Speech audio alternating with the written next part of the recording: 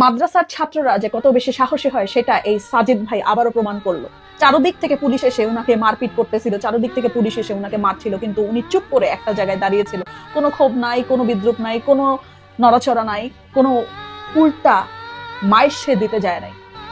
সে শুধু চুপ করে দাঁড়িয়ে থেকে হাদির বিচারের জন্য চুপ করে দাঁড়িয়ে থেকে এক নীরব শব্দে বলছিল, আল্লাহ তুমি কি দেখতে পাচ্ছ, তুমি কি দেখতে পাচ্ছ এরা কি করছে, আল্লাহ তুমি এদের বিচার করো।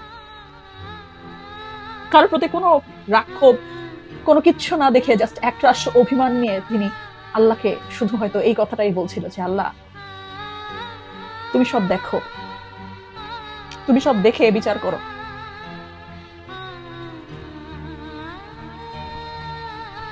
এই মানুষটার মতন আরো অনেক মানুষ আজকে গিয়েছিল হাদিকে বিচার,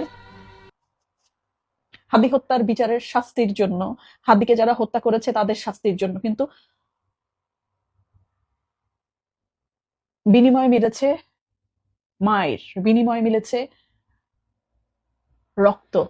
প্রত্যেকটা মানুষ রক্তাক্ত হয়েছে, প্রত্যেকটা মানুষ। কি রে ভাই, কোন দেশে থাকি রে ভাই, এটা কোন দেশ, কোন জানোয়ারের দেশ রে ভাই।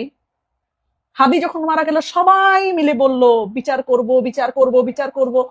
কি হইল রে ভাই, কেমনে পারলো এই অর্ডার দিতে যে সবাইকে মারো।